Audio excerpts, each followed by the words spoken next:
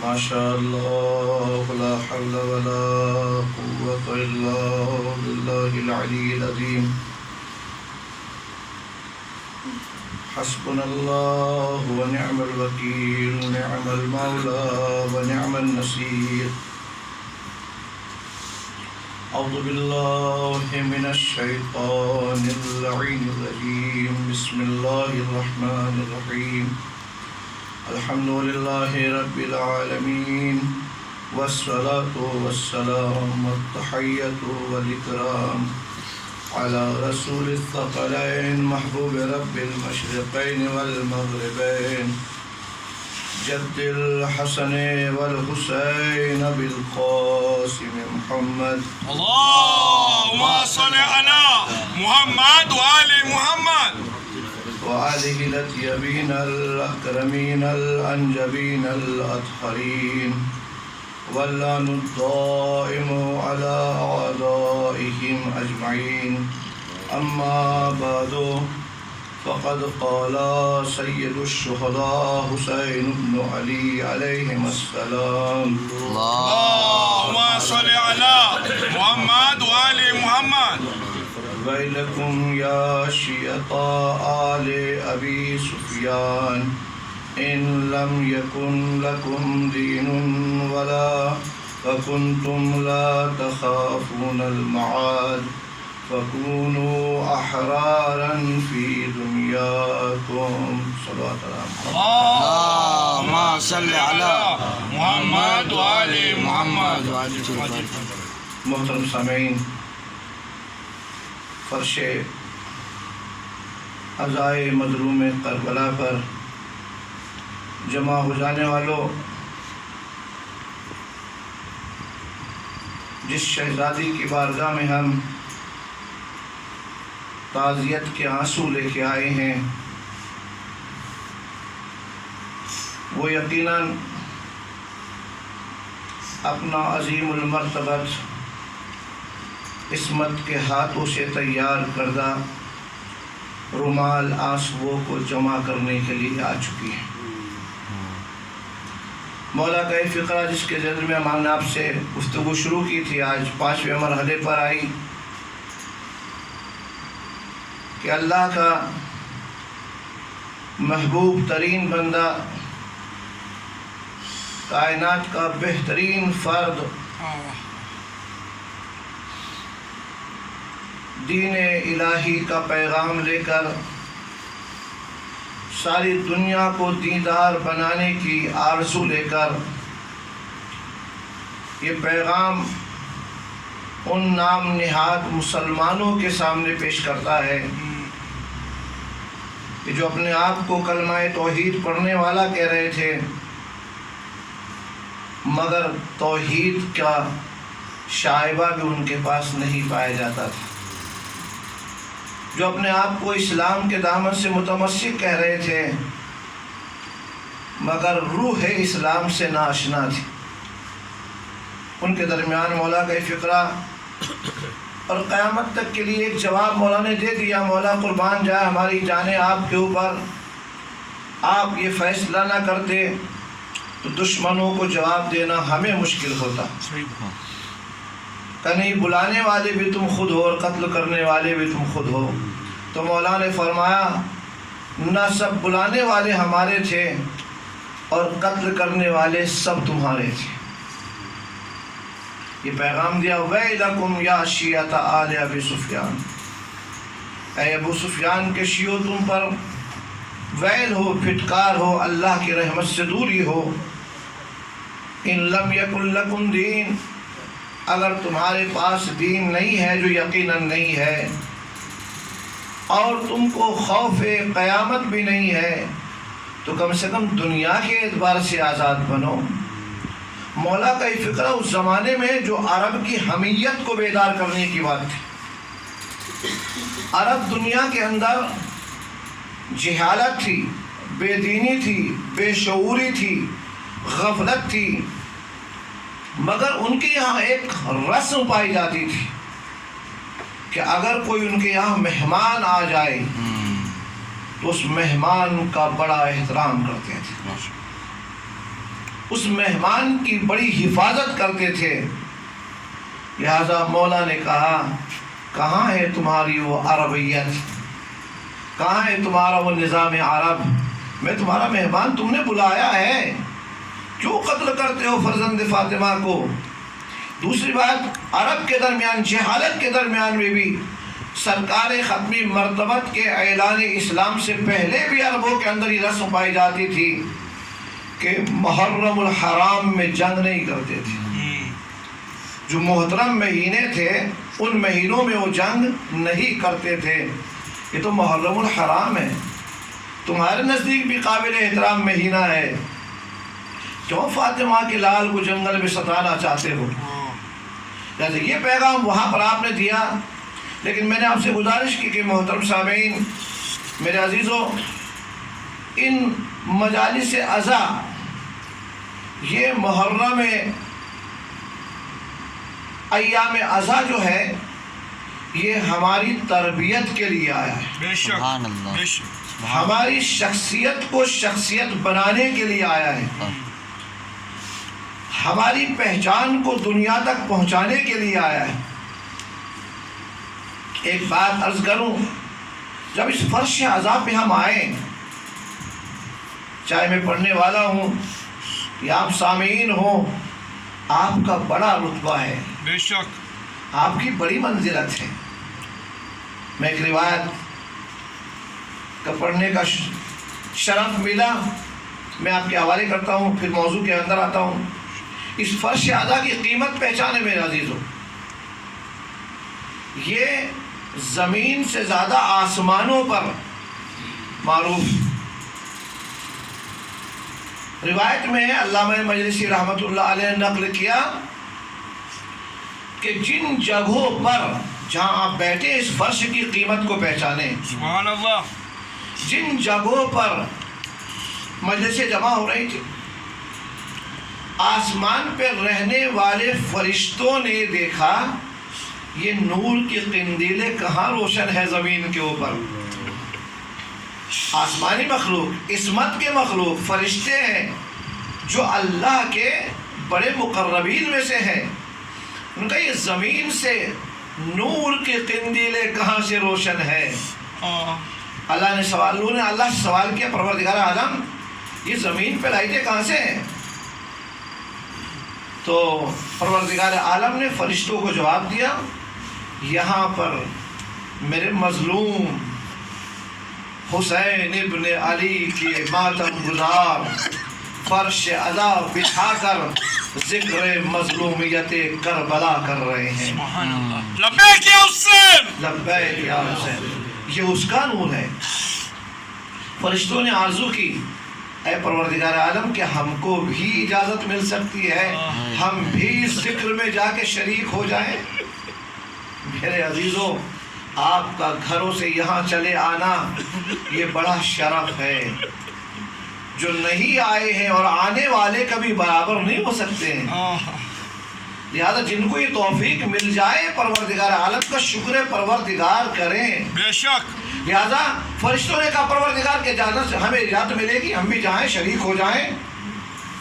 کہا ٹھیک ہے چلے جاؤ.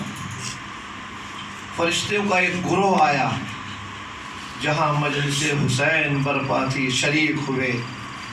جب یہاں مجلس کے ختم ہونے پر وہ آسمان پر گئے اور فرشتوں کی بزم میں جب گئے, توجہ میرے عزیزوں, جب بزم ملائکہ میں وہ پہنچے ہیں تو ان فرشتوں نے جو یہاں نہیں آ پائے تھے انہوں نے ایک بہترین خوشبو کا احساس کیا. ان فرشتوں سے سوال کیا, اے فرشتوں تم ہمارے ساتھ میں رہنے والے ہو, ہم ایک ساتھ رہنے والے ہیں, آخر تمہارے جسموں سے یہ پاک خوشبو کہاں سے آئی ہے؟ یہ خوشبو نہ جنت کی خوشبو ہے, یہ خوشبو نہ فرشتوں کی خوشبو ہے, یہ خوشبو وہ ہے جس کو ہم نے آج تک احساس نہیں کیا. سبحان اللہ, یہ خوشبو آئی کہاں سے تمہارے اندر؟ تو فرشتوں نے کہا یہ جنت کی بو نہیں ہے. ہم ایک جگہ پہ گئے جہاں پر ایک مظلوم کا تذکرہ ہو رہا تھا.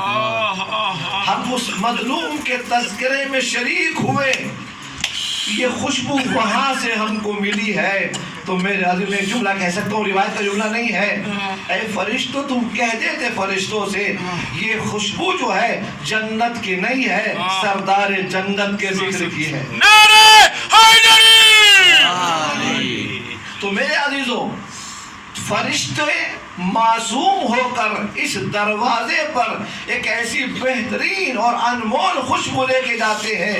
جب ہم اس فرش پر آئیں تو ہم جب یہاں سے نکل کے جائیں, ہمارے اندر سے خوشبو آنی چاہیے.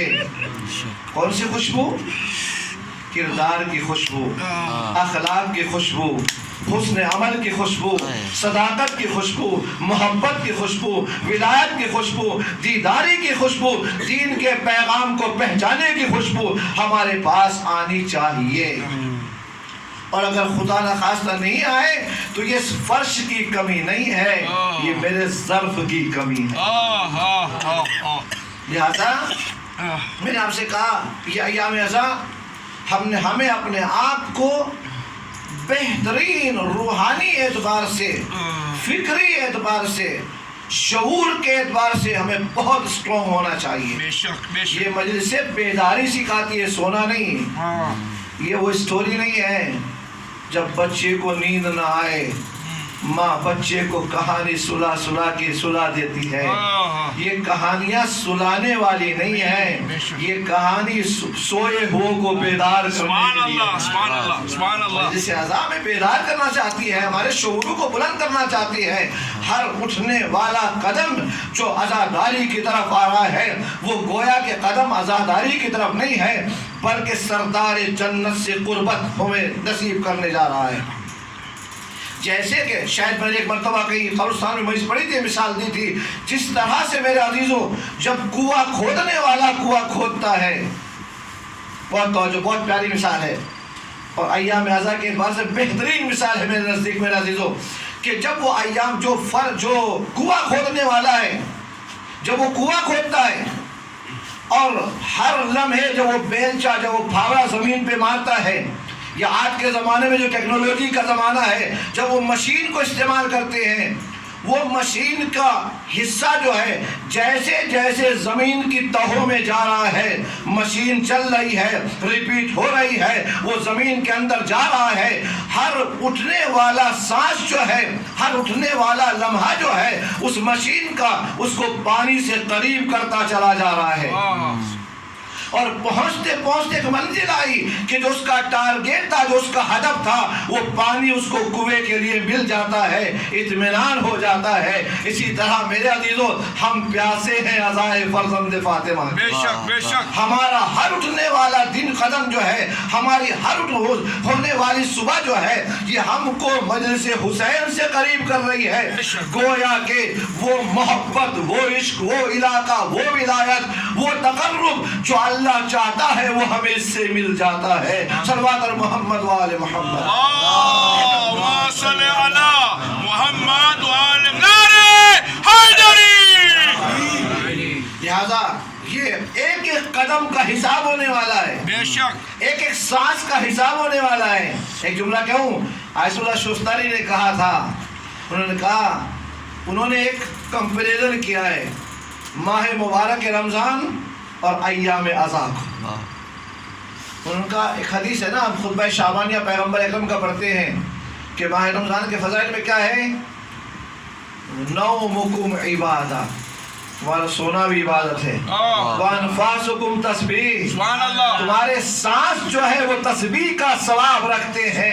میرے عزیزو جو فرش عزا پہ آ گیا اگر آ کے سو بھی گیا, ایک شاعر نے شعر کہا تھا,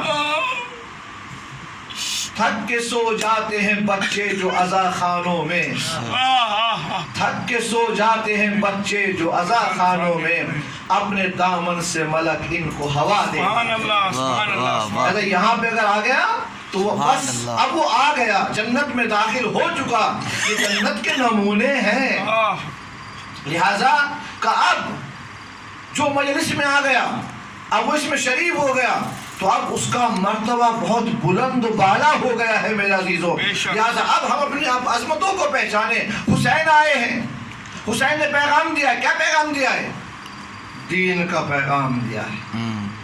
یعنی دو باتیں, ایک دیدار, ایک بے دین.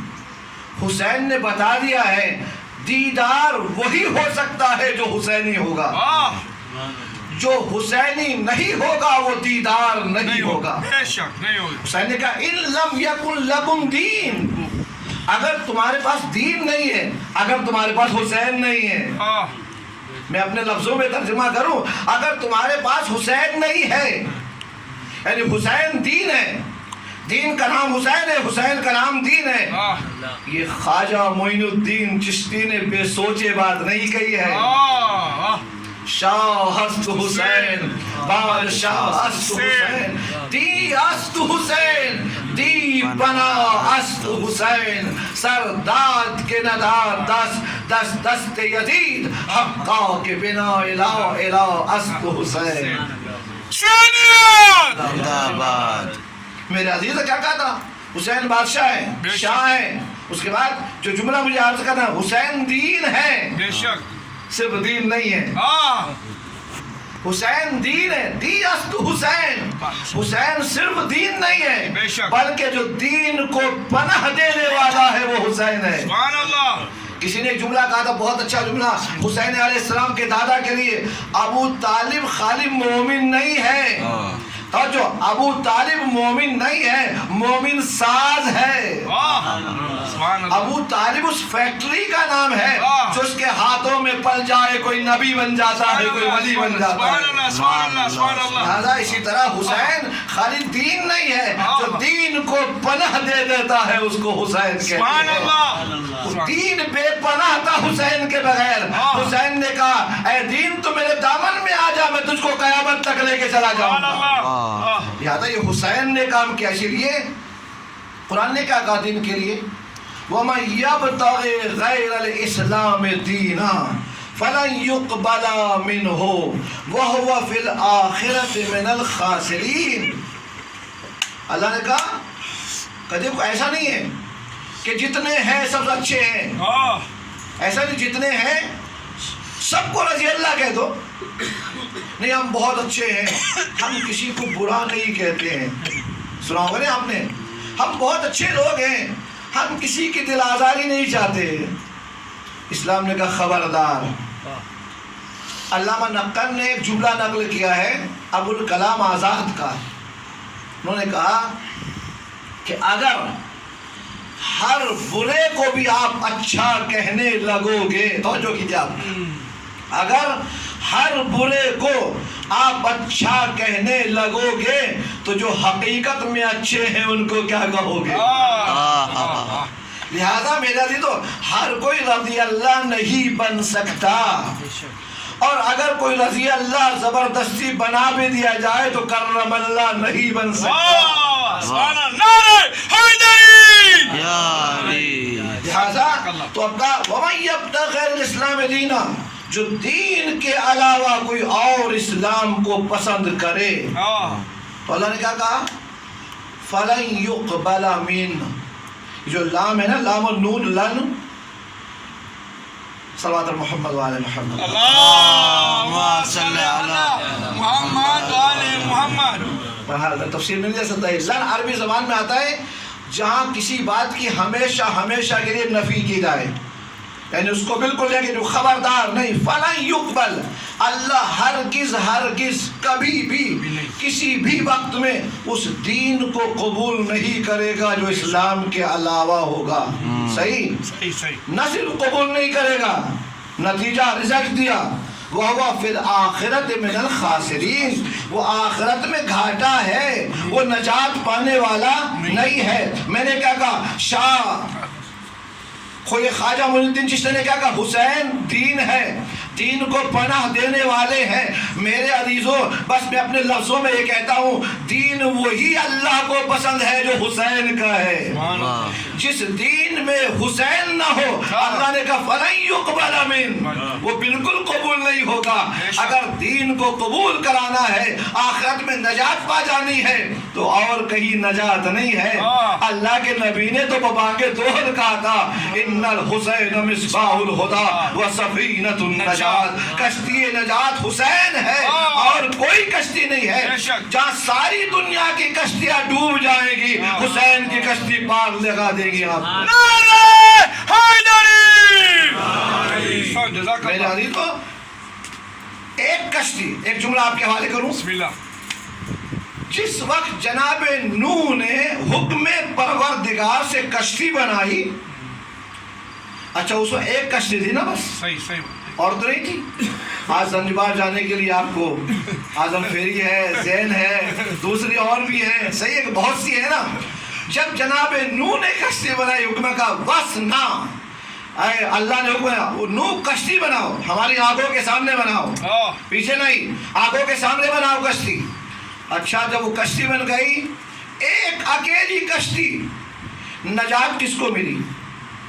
توجہ فرمائیں، سب کو نہیں ملی. نجات کس کو ملی؟ نجات صرف ان کو ہی ملی جو کشتی پر سوار ہو گئے. اور جو کشتی پہ سوار نہیں ہوئے، اگر بیٹا بھی تھا ڈوب گیا، زوجہ بھی تھی ڈوب گئی. صحیح میرے عزیز. تو اسی طرح اللہ کے نبی نے ایک کشتی دی ہے. اللہ کے نبی نے کہا کشتی نجات اگر چاہیے تو بس ایک ہے، کوئی اور نہیں ہے. اگر نجات چاہیے نوح کے زمانے میں وہی پار لگا جو نوح کی کشتی پہ سوار ہو گیا. رسول نے کہا میرے بعد میرے دین میں، میرے دین کو ماننے والوں میں وہی کامیاب ہو سکتا ہے، وہی نجات پا سکتا ہے جو حسین کی کشتی پہ سوار ہو جائے گا. لہٰذا میرے دل حسین دین کا پیغام دینے آئے تھے، حسین دیدار بنانا چاہتے تھے. اب یا اللہ نے کہا ان الدین عند اللہ الاسلام، دین صرف اور صرف اسلام ہے اور اسی اسلام کا نام حسین ہے. سبحان اللہ.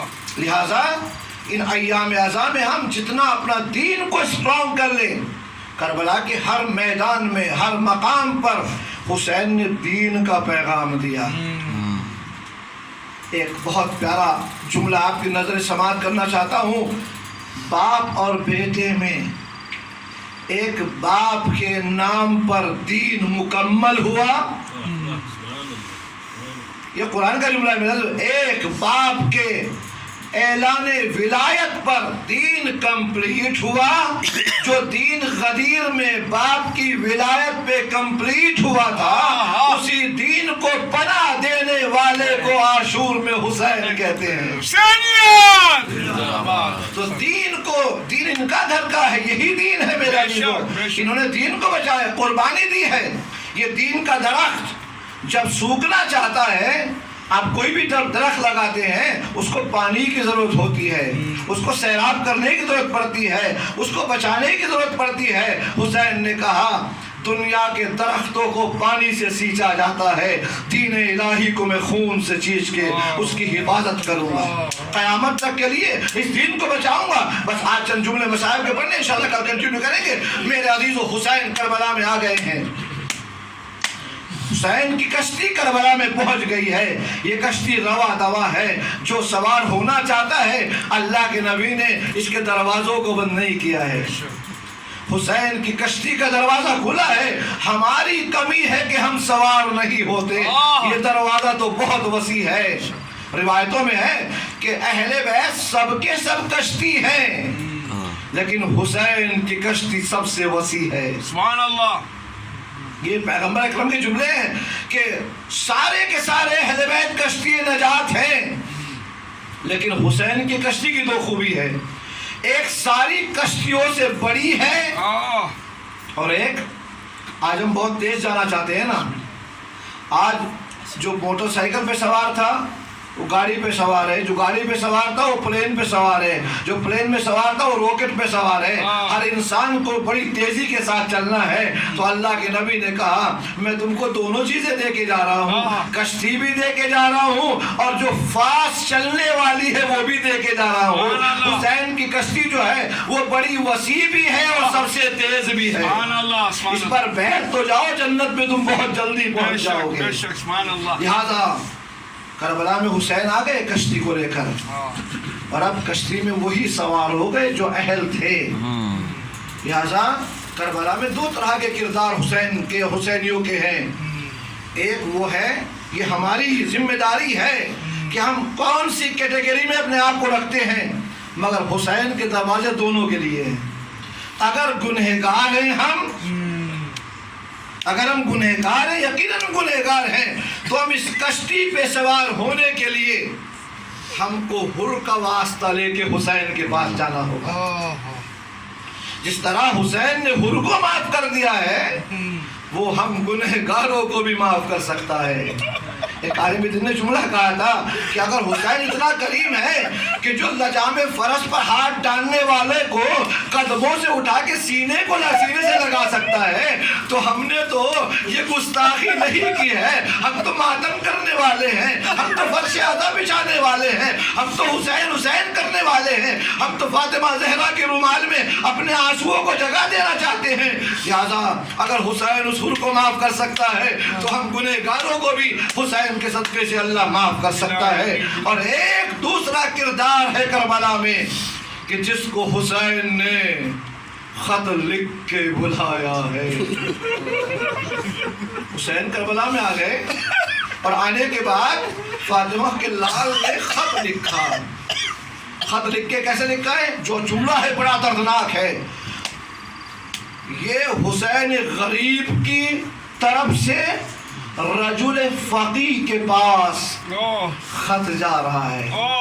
اے حبیب، تم کو معلوم ہے ہمارے فضائل کیا ہیں، ہماری مناقب کیا ہے، ہمارا مرتبہ اللہ اور رسول کے نزدیک کیا ہے، لیکن اب ہمارے مصائب بھی تم سن لو۔ اے حبیب، ہم نرغہ اعداء میں گر چکے ہیں، ہماری نصرت کرنا۔ ذاکرین ایک جملہ پڑھتے ہیں یہاں پر کہ جب حسین خط لکھ چکے تو شہزادی زینب نے ایک جملہ کہا، بھیا اس خط میں ایک جملہ اور زینب کی طرف سے لکھ دو۔ کہا ماں جائی زینب کیا چاہتی ہو؟ کہا اس میں ایک جملہ اور بڑھا دو۔ کہا حبیب سے، کہا حبیب ذرا آنے میں جلدی کرنا۔ حسین نے خط لکھا اور خط لے جانے والا خط لے کے گیا۔ اب جو خط لے کے دروازے میں پہنچا، دق الباب کیا، اندر سے حسین کا دوست، بچپنے کا ساتھی جو ہے، شریک حیات کے ساتھ بیٹھا ہوا غذا نوش فرما رہا ہے۔ آواز سنی، دروازے پہ آئے، کہا من علی الباب، کون ہے دروازے پر؟ آنے والے نے کہا انا برید الحسین، میں حسین کا لیٹر لے کے آیا ہوں، میں حسین کا پوسٹ مین ہوں۔ ایک مرتبہ حسین کا نام سنا، حبیب دوڑ کے دروازے پہ آئے، ہاتھوں میں خط کو لیا۔ جو حسین کے قدموں کے نیچے کی مٹی کو بوسہ دیتا ہو، پیشانی سے لگاتا ہو، وہ آنے والے خط کا کتنا احترام کرے گا۔ خط کو لیا، آنکھوں سے لگایا، بوسہ لیا، احترام کے ساتھ کھولا۔ اب جو پڑھا تو دیکھا کہ حسین نے نصرت کے لیے بلایا ہے۔ آئے اور خط کو لے کے اندر چلے گئے۔ میرے عزیز ہو، میں ایک جملہ کہنا چاہتا ہوں یہاں روک کے، میں کل بیٹھا ہوا سوچ رہا تھا، میرے ذہن میں ایک جملہ آیا۔ حبیب کی بیوی نے سوال کیا، حبیب کس کا خط ہے؟ آپ رونے پہ آمادہ ہو چکے ہیں، حضرت کو بتا دیا حبیب کس کا خط ہے؟ تو حبیب نے کہا فاطمہ زہرا کے لال کا خط ہے۔ کہا کیا لکھا ہے؟ تو حبیب نے کہا مجھ کو نصرت کے لیے بلایا ہے۔ زوجہ اور حبیب نے کہا تو پھر کیا ارادہ ہے، خاموش کیا بیٹھے ہو؟ ایک مرتبہ حبیب نے ایک جملہ کہا، میرے عزیزو بہت بڑا جملہ ہے، اور اس جملے کو جب میں نے کل قرآن سے ملایا تو مجھ کو بہت لذت آئی، میرے دل نے بڑا کریا کیا حسین کے نام پر۔ آخر کیوں؟ حبیب نے زوجہ سے جب سوال کیا، زوجہ نے کہا پھر کیا ارادہ ہے؟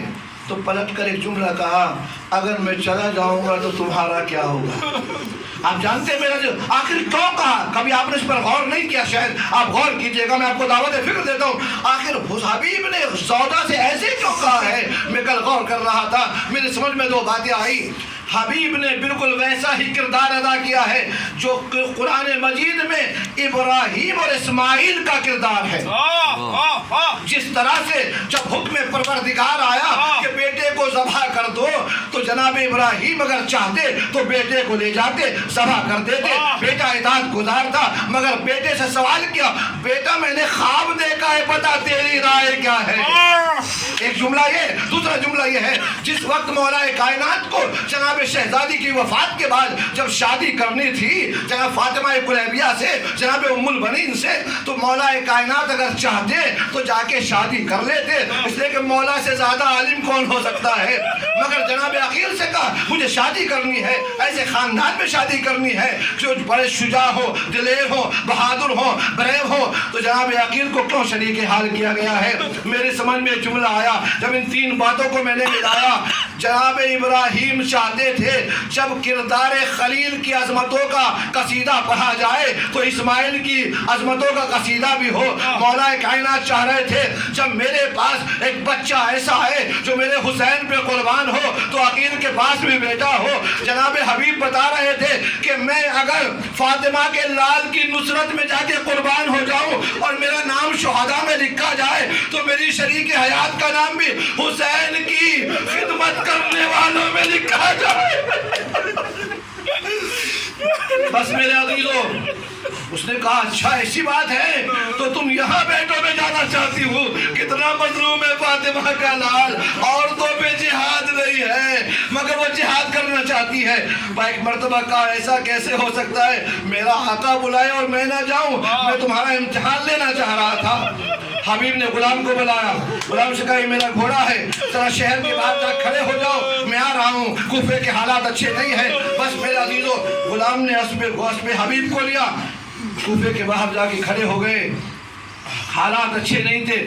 جناب حبیب گلیوں سے گزرتے گزرتے جب ذرا دیر ہو گئی، چند لمحوں کی دیر ہوئی، اب جو حبیب نے دیکھا کہ جو اسب وفادار تھا اس کی آنکھوں سے آنسو جاری ہے. کتنا مظلوم ہے زہرا کا لال، حیوان بھی آنسو بہا رہے ہیں اور غلام یہ کہہ رہا ہے